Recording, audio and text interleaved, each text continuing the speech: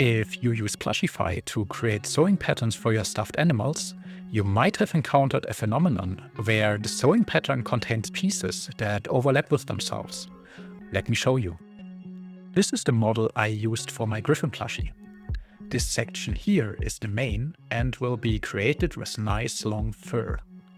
This piece has a seam along the top, which is partly hidden by the feather pieces here.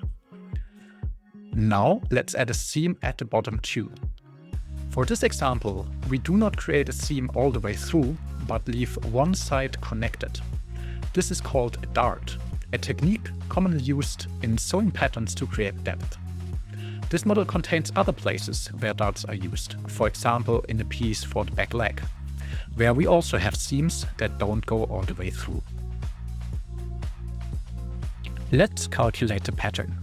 Plushify will now take the model, cut along all the seams, separate the pieces, and flatten each piece to create a sewing pattern. Once this process is done, we can see the pattern here. To better inspect individual pattern pieces, we can also switch over to the pattern view.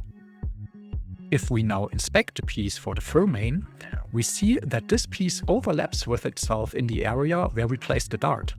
But why? After all, the darts for the leg piece create the expected V-shape. If we mouse over the pattern piece to see how the piece maps to the 3D model, we see that in the area of the overlap, 2 points appear in the 3D model. Is this a bug in Plushify? What is going on? To understand the underlying geometric constraint that leads to this phenomenon, let's do a little arts and crafts project. Take a look at this shape. We have a flat top and 2 sections pointing down in an acute angle.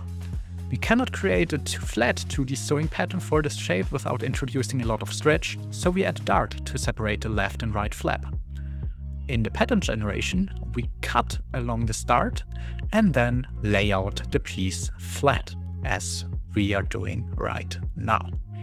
So now we have a flat piece, but as we can see, the left and the right side that previously pointed down are now overlapping each other.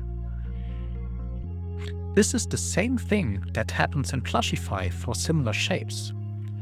If we now take a single point where the 2 areas overlap, punch a hole in it, and then reconstruct the 3D shape, we see that the hole shows up in 2 places, mirroring what we observed in Plushify. What does this mean for our sewing pattern? In summary, we cannot reconstruct the 3D piece with a single 2D pattern piece, because when cutting the shape out of fabric, this self-overlap is impossible. To fix the issue and the overlap, we need to extend the dart, often creating 2 pieces in the process. So let's add another seam here, cut it apart, and now we have 2 pattern pieces that can be combined to the desired 3D shape. Not like this, but like this with the acute angle, so that the 2 pieces recreate the original 3D one.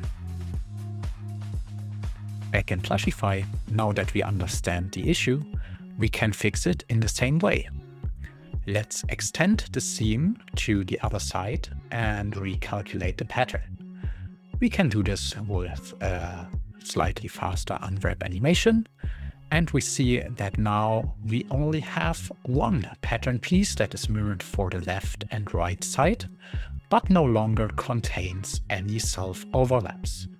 We can confirm this in the pattern view to see now we have a nice pattern that we can actually cut out. Another way to get rid of the overlap would be to get rid of the dart altogether. This will reduce the pattern quality, so I switch to the pattern quality view to see the effect.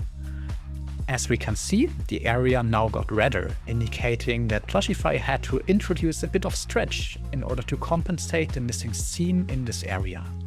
Once we re-add the seam, the quality improves again. In the end, you are in control of where you want to place the seams for your plushie. Whatever you choose, Plushify will create the optimal sewing pattern for you. Thanks for watching and see you next time.